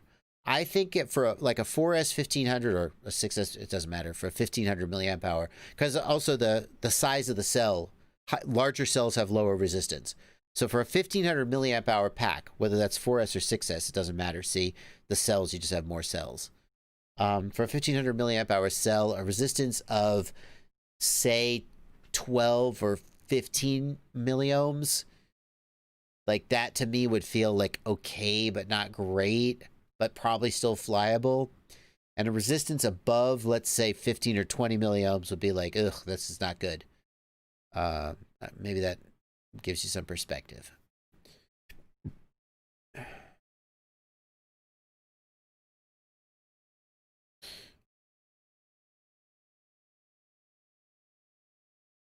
What's a cause of huge battery sagging? Asks David Champagne. 3.5 volts after only a 30-second 1-minute flight. No, that's not normal. What's the C rating of that pack, David? I'm going to guess the C rating is really low, or as Mad Max FPV points out, the cell may be damaged.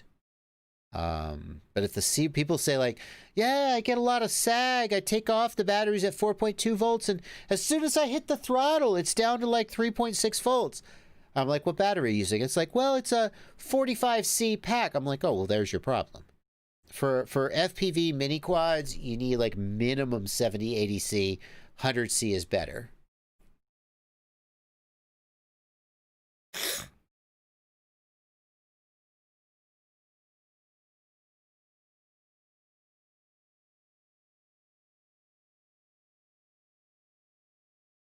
Looking back through the Discord here, looking for stuff. Ooh, Ghost Branch FPV. Is that the Tina whoop? I think it is. Ghost Branch FPV in the Discord is sharing pictures of this. This is the Diatone Tina whoop. Tina, like the woman's name. I'm pretty sure that's what they were looking at here. And this is the Beta FPV GoPro Lite, where you just rip the guts out of a GoPro. And I guess this is not the, no, this is not the Beta FPV. Ghost Branch, this is your own thing. This is a GoPro 6 usually, is what people use. Just rip the guts out of it, put it in a 3D printed holder, and power it off a 5-volt Beck. And you got the lightest weight GoPro that you ever saw. Pretty freaking cool. Ken Hill reminds me that I am forgetting to use my cool Stinger transition. Can I turn that transition off when I do desktop recordings? And then I forget to turn it on before I stream. Check it out, guys. Whoosh! Oh, that's pretty cool. Come on. I gotta remember that.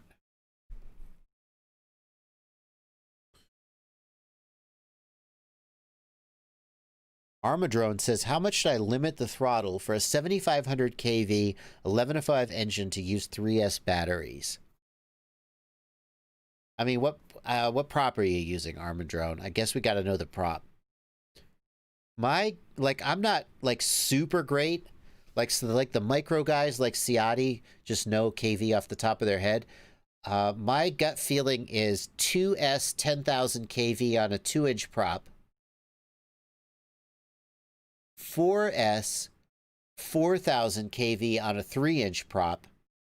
Feels to me like 7,500 kV is about right for 3S. Am I wrong? Oh, there's Ciotti. Ciotti, am I crazy? 7,500 kV on an 1105 with a 3S? That actually feels just about right to me. GemFan 2036 4-blade. Ciotti's in the chat. He's going to tell you if you're right. Let's see if I turn out to be right too. But here's the question, Ciotti, is... The question is, on a GemFan 2036 4-blade with a 7,500 kV 1105 motor on a 3S battery, does he need a throttle limit for that? Or is that 2-inch prop, 7,500 kV is beautiful. Yes! I'm finally starting to soak this crap up. Finally starting to soak it up. 1S 65 millimeter prop, tiny whoop, 18,000 to 25,000 kV. 2S 2-inch prop, 10,000 kV. 3S 2-inch prop, 7,500 kV.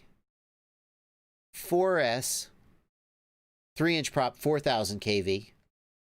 And I just try and remember these benchmarks. And then, like, if somebody says, what KV should I use? I'm like, well, where do you fall in there? So I don't have them all. Like, what if you want to do 4S on a 4-inch prop? Oh, I don't know what KV you should use then, but you start to fill it in. JB Edits really wants me to look at the iFlight Titan XL5 HD. JB Edits, I appreciate that you are asking the question, but not spamming the chat. So we're going to do that, even though I'm not really actually that interested in this quad. For nothing personal, I just am not that interested in looking at this quad right now. Sorry. But, oh my God, 449. Oh, but it's with the DJI. The thing is, iFlight makes pretty decent ready-to-fly quads. This is probably a good quad. But like, I'm so jaded right now. Like, oh, there it is.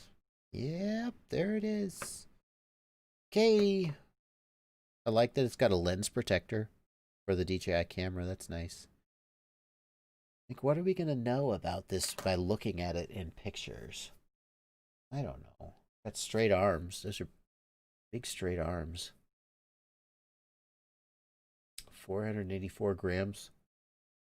That's kind of heavy for a 5-inch. I guess it's got an air unit. Yeah, okay. Like, well, I don't know. I like this TPU insert that helps these screws kind of get grip. Keep them from moving, so they're not just digging into the carbon. Seems nice. iFlight makes a good build, don't get me wrong. They make it, look how clean this build is. Like, they do make a good build. I'm not actually a super big fan of this little slot that they use for the receiver.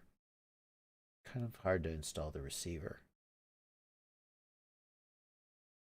Are they holding the air unit antennas secure? Oh, they got SMA pigtail. Interesting. Yeah, it looks fine. It looks fine. Probably awesome. I'm just jaded. Bored. I don't know. Oh boy, somebody made a new quadcopter. Like, certain things excite me. Ooh, there's a new neck strap out? Oh, wait a second. No, what is this neck? Ooh, look at the clip on that neck strap. Hey, Joshua, we made a new quadcopter. Do you want to check it out? Oh, another quadcopter. Wait a minute. What kind of foam have you got on those goggles? How thick is it? What material is it made of? What's the dielectric constant? Hey, there's a new video transmitter out that does... Oh, video transmitter. What the hell? What's wrong with a... Yeah, anyway.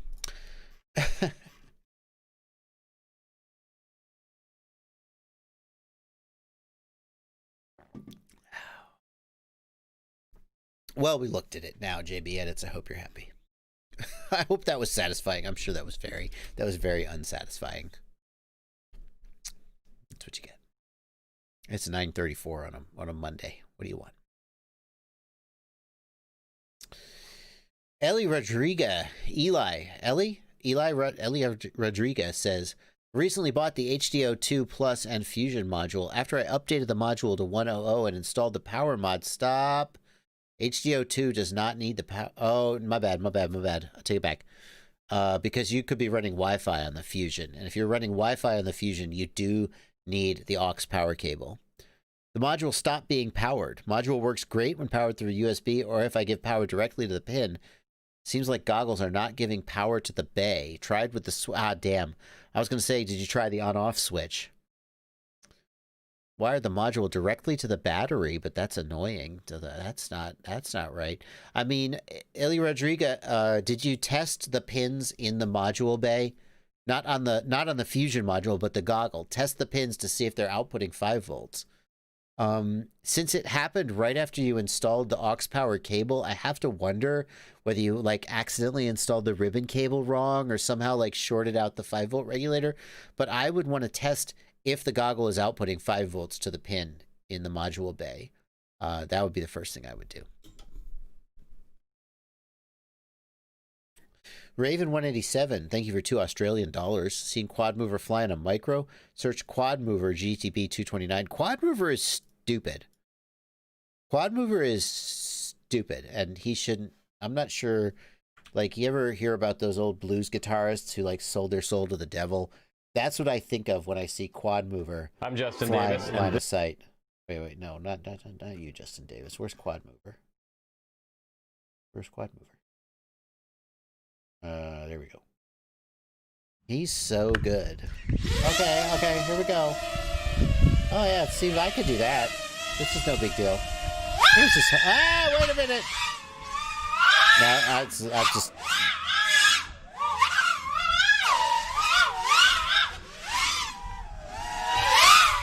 Okay, sure, why not?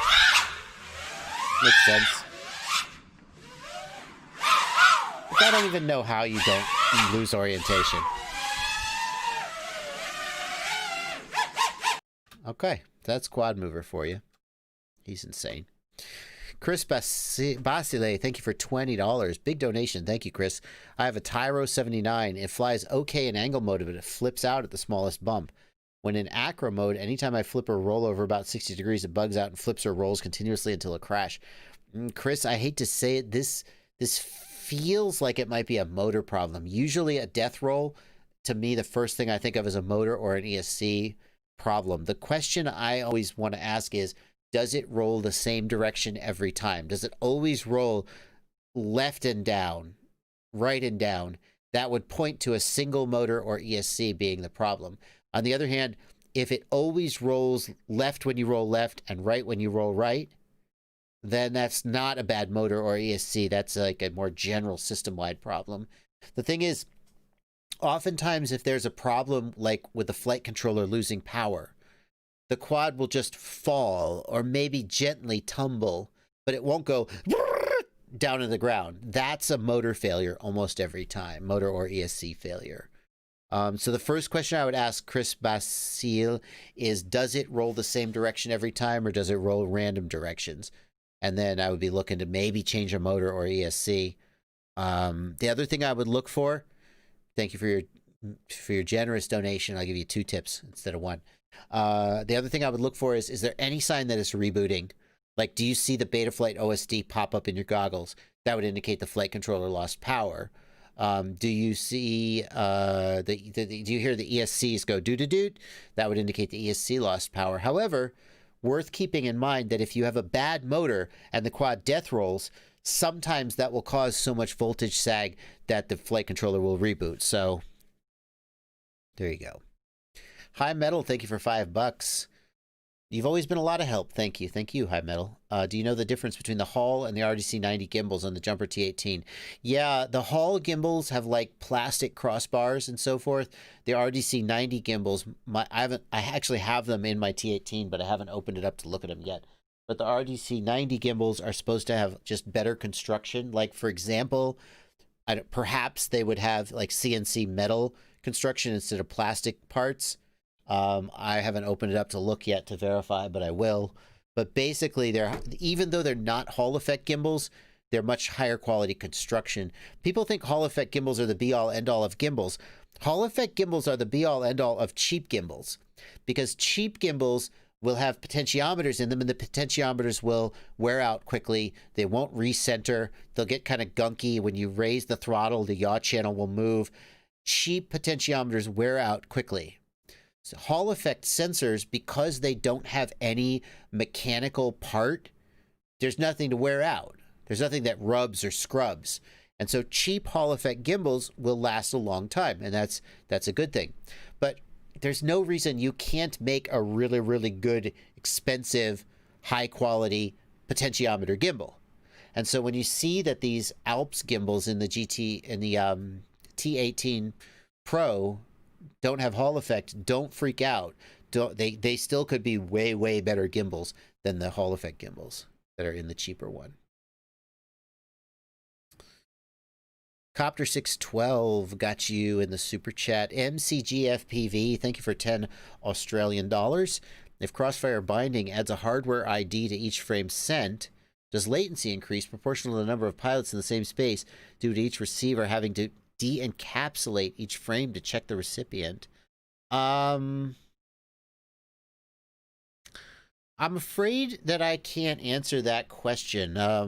MCG, part of being smart is knowing when you're dumb, and I don't always get that right, but I am going to get that right today. Like, if you think about the way that FreeSky works, with FreeSky, there is a hopping pattern that each receiver and controller uniquely share, a randomized hopping pattern. And I don't think that FreeSky uses a unique ID in the bit stream, because when the receiver like boots up, it finds its controller, they realize that they're bound together, they do some kind of a handshake, and then they have their hopping pattern established.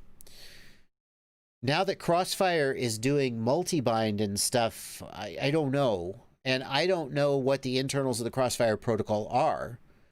Does every frame have a unique hardware ID address in it, or do they use some kind of hopping pattern? I don't know all of those ins and outs. I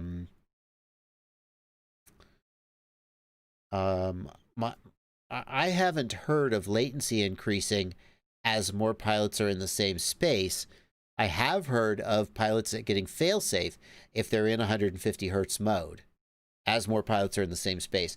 I recently learned that in 150 hertz mode, Crossfire uses, I think it's FSK modulation, and in 50 hertz mode, it uses the low RA, the long range modulation.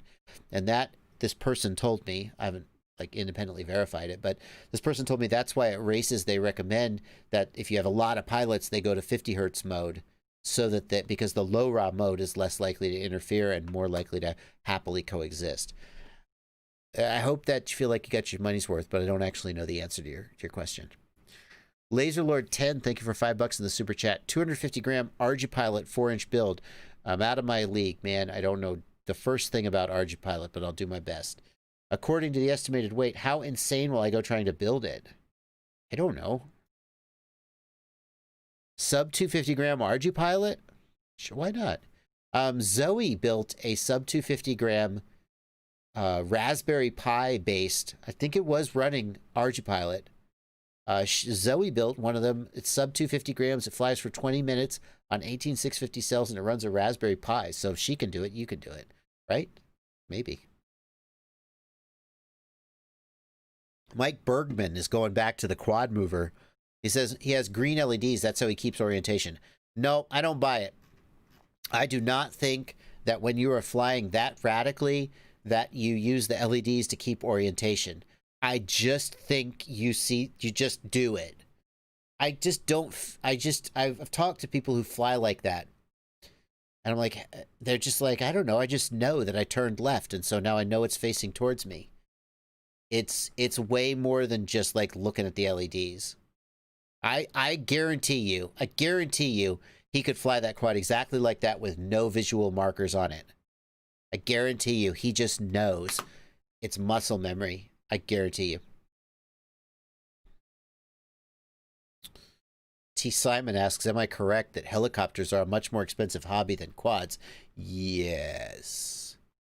The problem with helicopters is every time you crash them, you are now spending hundreds of dollars repairing them. And they are mechanically so complex with all the collective and all the linkages and stuff. They're mechanically so complex that it's always expensive to fix them, and it's difficult to keep them all tuned up and stuff. I haven't flown helicopters, but I've talked to people like Jeff Warda, Vortex. He flies helis. Helis are so expensive. They don't crash well at all, and they're expensive to get into. Very, very hard. You got to really want to fly helis. I mean, then when you can fly them, just the ladies come out of the woodwork. They hear that of that 700 millimeter blade. They see you doing the TikToks, and they're like, take me, I'm yours. No, that's not even true.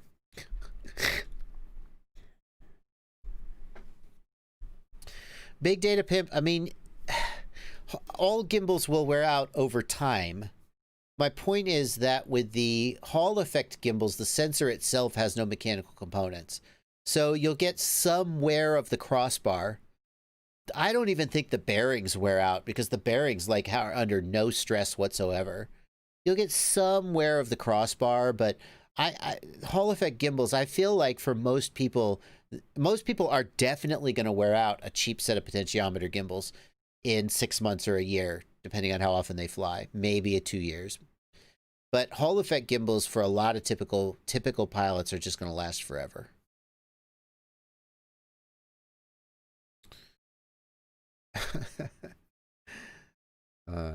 Heli props sound. The other thing about helis is, like, heli pilots fly these helicopters, and like, I'm like, you're gonna cut your face off. Like, you think 5-inch mini quads are dangerous? Jeez, these collective pitch helis. And I'm like, how do you, like, oh, I have to have a net. I got to be behind a net for my little 5-inch mini quad because, oh, it might hit somebody. But you're literally flying a, you know, a 700 millimeter death blade. And you're suddenly, oh, no, you don't need a net because the net wouldn't help.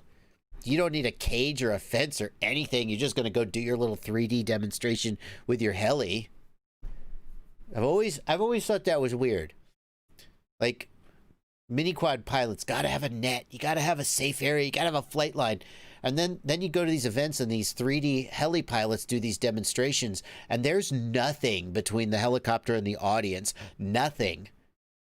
And it's like, well, what if that goes wrong? Oh, no, that's fine. That's fine. That's okay. Don't worry about it. Okay. That doesn't make any sense. Whatever. Andrew Young says, why would you want to use a high-quality potentiometer over a Hall effect sensor? That's a good question, Andrew Young, and I don't know the answer. I mean, maybe there's a downside with Hall effect sensors I'm missing. Rustbox wants to know, why no petrol-powered drones? Rustbox, gasoline engines don't change speed rapidly. So there are some gasoline-powered drones, but the gasoline engine runs a generator, and the generator powers batteries, and the batteries drive electric motors, which is all very sort of not very efficient. Gasoline engine, the other thing that people have done is the gasoline engine spins the props, and there's a collective that changes the pitch of the prop, and it's belt driven, but that's so mechanically complex, that's not really worth it.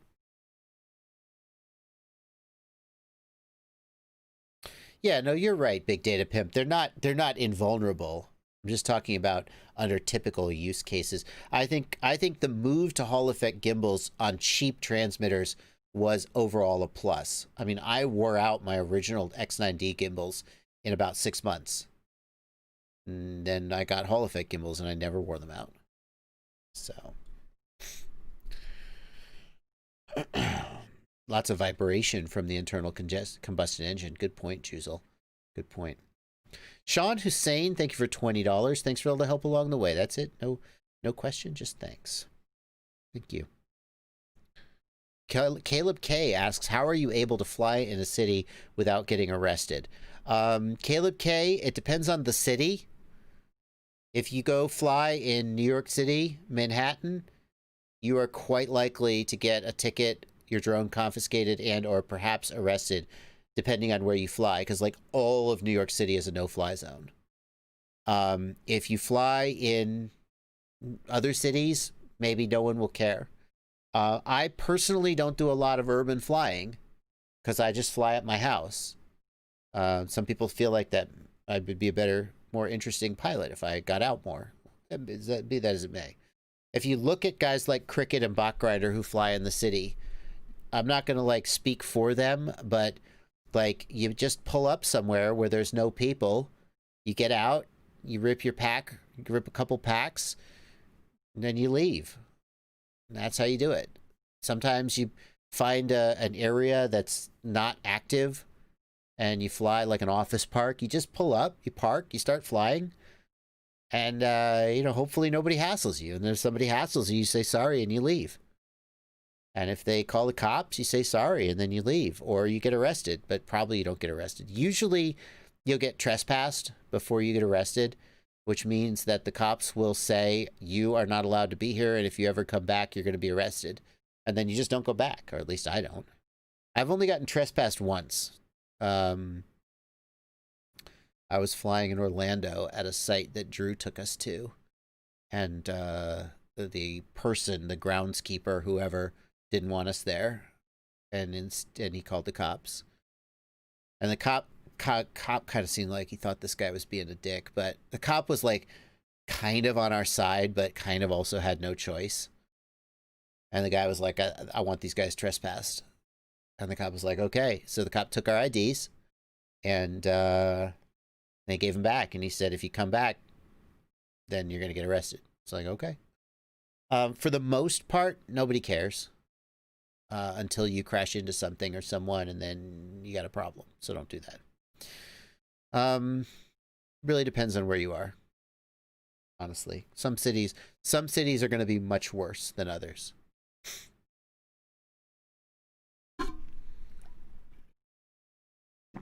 It helps to be a white man. I mean, let's be real. I like the Dave Chappelle bit. Oh, was I not allowed to do that? I'm not going to try and do the Dave Chappelle bit. Oh, I'm sorry. I didn't know I couldn't do that. That works if you're a white guy. It helps. No, Remy Tim, no one has ever trespassed on my property. So, how do you know when your gimbals are starting to be worn out? Asks Parklander. Parklander, the number one sign that your gimbals are being worn out is that they don't recenter correctly. So you notice that your quad is drifting a little, and you go check your centers, and they're not recentering at 1500. So you readjust your sub trims, and you're like, oh, I guess I got that handled. And then like 2 days later, the quad's drifting, and they're not recentered again. And that tells you your gimbals are wearing out. That's my opinion. Alan Sanderson says, thank you for $5 Alan. Would it make sense to make a race wire product that has capacitors on the back? I don't think so, Alan. The race wires out on the arm take a lot of abuse. Like those race wires with the built-in LEDs, those LEDs get knocked to crap and stop working. When I first saw those, I thought they were the coolest thing. And they are for like the first week that you have them, and then they start breaking. So I wouldn't put a lot on the race wire. I have seen some boards that go in your flight control stack that just have a crap load of capacitors. And those are interesting. Who dat? Thanks for $5. Thank you. We're coming up on the end of the stream, guys. It's 9:53. We got 7 minutes left in the stream. Aaron Ciotti is in the chat. Ciotti FPV. Ciotti, you do some urban flying a little more than me. Ciotti, do you have anything to... You may have said this already, but Ciotti in the chat, you have any input on, like, what steps do you take when you're going to fly an urban spot to, like, not piss anybody off and probably not get arrested? We'll see what he says. Anders Martinson says, on my old build, the receiver tab showed the gimbals drifting and not centering at 1500, but on a new build, they stay at 1500. I mean, it must be the receiver, right, Anders? There must be some drift in the receiver at that point. In my experience, Anders, serial receivers are usually pretty consistent at having, like, 3 different S-bus receivers will have the exact same endpoints and centers. But like D8 receivers or PPM receivers have a little bit more drift and a little more difference between them.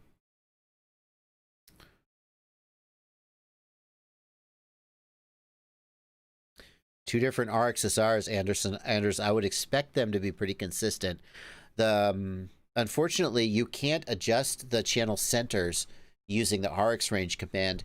If I have 2 different receivers with 2 different endpoints, I'll use the RX range command in the flight controller to fix that, but centers can't be adjusted that way. Ciotti says, I park somewhere not obnoxious, fly only 2 or 3 packs, and don't be a dick, really. Never had a problem, to be honest. Yeah. I mean, I don't usually feel comfortable doing, like, building dives over a city street. That, to me, is mostly over the line. I'm not going to say I've never done it. If the FAA is watching, I've never done it. But like an office park or something, I would like, you just park in the back of the parking lot, you fly some packs, you stay away from people, and usually nobody cares. And if somebody does care, they come up and they say you have to go, and then you just go, and you don't get arrested. Nobody really wants to call the cops on you most of the time. They just want you to leave and go away. If you're like trespassing inside a construction site and they catch you, then you might get the cops called. But like the thing is, if you get the cops called, then you get the cops called. You cross your finger. And you hope that, you know, I mean, sometimes one time in my life, I thought we were going to get arrested. And actually, like, the guy was going to somehow make the cops take us away. He didn't. But like, it's just a risk that you sometimes take. when you're trying to get a good, like there was that Rotoride episode in Puerto Rico where we got a security guard pointed a gun at us. So that was pretty extreme. I mean, just cross your fingers.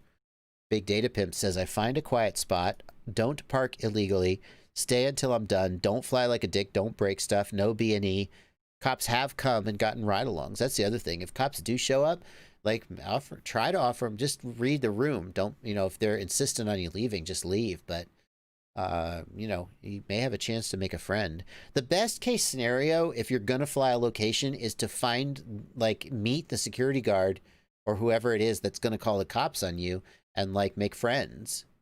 Because a lot of times people just don't care. Lame and bored FPV asking the important questions.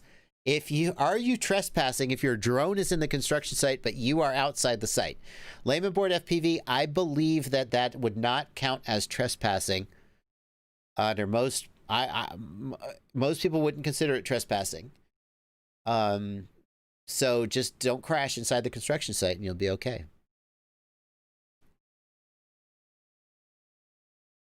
Yeah. Okay. Yeah, we're coming up on the end of the stream. We got 2 minutes to the end of the stream. Robert Smith says it is trespassing. Well, it's an interesting question. Aaron Ciotti is going to be. You streaming tonight, my friend? Coelho FPV says my son is a cop. He says that is not trespassing. I think for it to be trespassing, you have to be physically present on the site. I don't think the quadcopter counts as trespassing.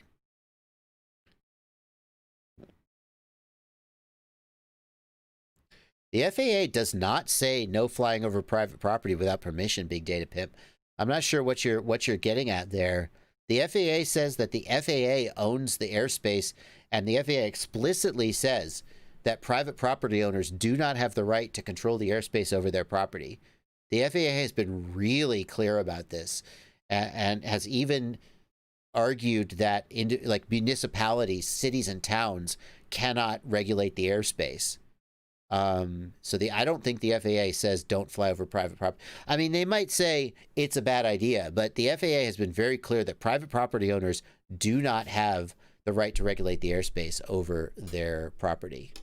The FAA reserves that for themselves. Now, I'm not saying that's a good thing or a bad thing, but as long as I'm flying my drone, I'm in the FAA's national airspace, and I haven't trespassed on your construction site. Ciotti, I assume you're streaming today. If you're streaming tonight, Ciotti, go ahead and paste that link in the chat. We're going to be wrapping up pretty soon. Anders Martinson, there are some laws in some cities that using a drone to like spy on certain types of infrastructure is illegal. The one I remember hearing about is like feedlots in Texas. You can't use aircraft to take pictures of feedlots in Texas or something. I don't know. There are some restrictions there, yes. In general, though, as long as you're in the air, you haven't broken anything. According to the FAA. Oh, there's Ciotti with the link. Ciotti's doing 4 giveaways. DHDing the tiny trainer. Why would you want to DHD something? Kyle K points out that inside the building wouldn't be airspace anymore. Well, that's true. Yeah. Anyway. All right, guys, we're going to wrap up the stream. Yeah, Coelho says, if you crash on the construction site, now you have to trespass to get the quad back. Yes, that is the problem. If you crash and you can't turtle mode it back, now you got to leave the quad or you got to trespass. So. All right, well, on that note, we're going to close up the stream. It's 10:01 p.m. Thank you guys all who came out. I had a great stream hanging out with you. I will see you again Sunday at 1 p.m. Eastern and Monday at 8 p.m. Got a lot of great content coming up on the channel this week. Tomorrow is going to be my review of my new RunCam Phoenix camera. And then later in the week, we got my monthly new product roundup and giveaway, and the review of the $200 quad versus the $900 quad will be coming out. We're going to finally see how they shape up. It's probably not as simple and black and white as you think, but We'll see how that goes. Thank you guys so much. I'm going to get off here and let Aaron Ciotti stream. He's posting the link to his stream. Check it out. Happy flying, everybody. I'll see you on the internet.